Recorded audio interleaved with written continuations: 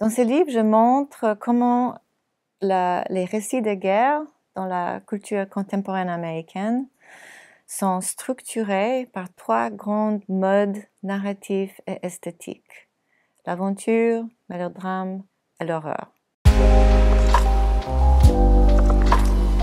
Depuis la Deuxième Guerre mondiale, il n'y a pas eu une seule guerre qui a été réussie, mais le culte, le mythe de la guerre reste très présente, très positif et très puissante dans la culture américaine. Les vecteurs de ce développement de la culture de la guerre, c'est tous ces médias de la culture populaire, mais pour moi, ce qui est important, c'est les formes, les modes narratifs et les modes esthétiques qui organisent ces récits dans les médias, mais aussi dans la littérature, et puis dans les films, dans les fictions autant que dans les non-fictions. Mon objectif principal, c'est de montrer comment les récits de la guerre sont organisés par surtout ces trois formes narratives.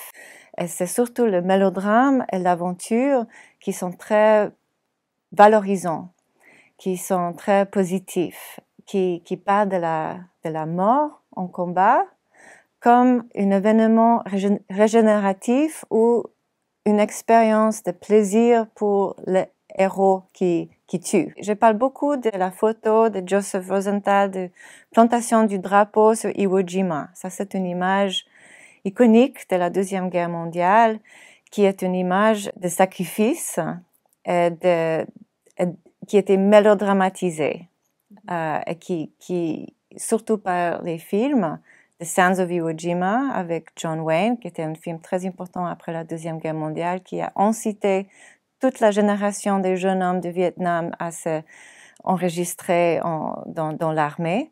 Il y a le troisième, qui est l'horreur. L'horreur, c'est un peu différent, c'est une esthétique qui est liée à le témoignage de la mort, et puis des corps violés, des corps fragmentés, des corps déshumanisés, des corps réduits en choses.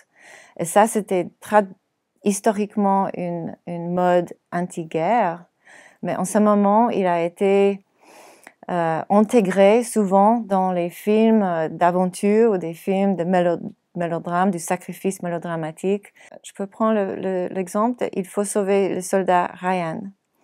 Si on prend juste le début de ce film et on prend la scène de l'embarquement sur Normandie, on peut s'imaginer que c'est un film anti-guerre, parce que cette scène est très horrifiante, elle est très sanglante. Mais en fait, elle est intégrée dans un film où le récit principal, en fait, c'est à la fois mélodrame, avec la mort de Tom Hanks, du personnage de Tom Hanks. Alors, c'est un récit de sacrifice, mais un sacrifice qui a du sens. Et c'est en même temps une histoire d'aventure. C'est une histoire de l'initiation de jeunes raconteurs, narrateurs qui racontent l'histoire. Un mythe très important des récits de guerre, des films de guerre, c'est qu'ils montrent la réalité. Ils sont toujours vendus avec des promesses du réalisme qui sont vraisemblables, qui met le spectateur au milieu d'un combat. Et c'est ça qui est très séduisant d'un côté, parce que ça crée des émotions puissantes pendant l'expérience du film, mais en même temps, c'est très trompeur.